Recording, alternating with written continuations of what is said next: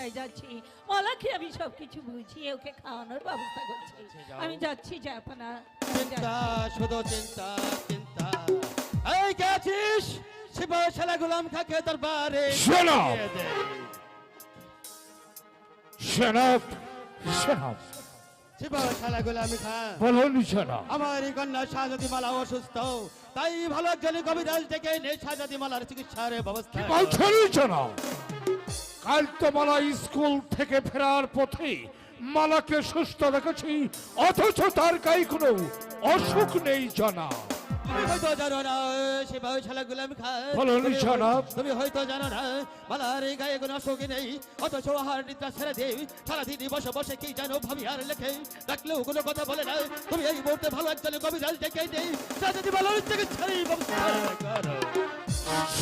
সেনাপ, তার আগে আরেকটা আর্জি আছিল সেনাপ। হ্যাঁ বলো শিবা শালা গোলাম খা। সেনাপ, আলিগড় যুদ্ধে আপনি তো আমাকে কথা দিয়েছিলেন, আলিগড় যুদ্ধে জয় হতে পারলেই শাহজাদি মালাকে আমার হাতে তুলে দেবেন জনাব। শাহজাদি মালা আজ অসুস্থ, সুস্থ হয়ে ওঠো, তারপর শাহজাদি মালাকে আমি তোমার হাতেই তুলে দেব।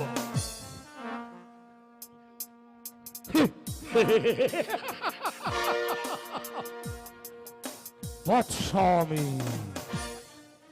আলিগড় যুদ্ধে তুমি আমাকে কথা দিয়েছিলে, আলিগড় যুদ্ধে জয় হতে পারলেই শাহজাদি মালাকে আমার হাতে তুলে দেবে। বাদশামীর সেই প্রতিশ্রুতি তুমি ভুলে গেছো, ভুললে চলবে না।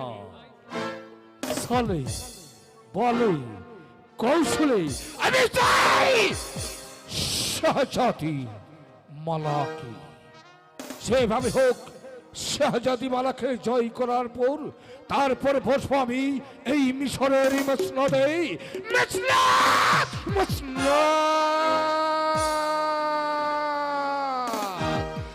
মসনদ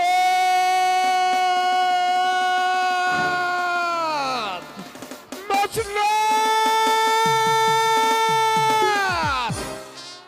মসনদ। তুমি কি দিয়ে করা? হীরা, মানিক, মুক্তা, বাদশামীর, তোমার উপর উপবেশন করি বাদশামীর তারাজমাত এই মসনদে পৌঁছবে। এই ইসমাহু সালর গোলামে খা এই মসনদ। না না না না, এখন নয়, আগে শাহজাদি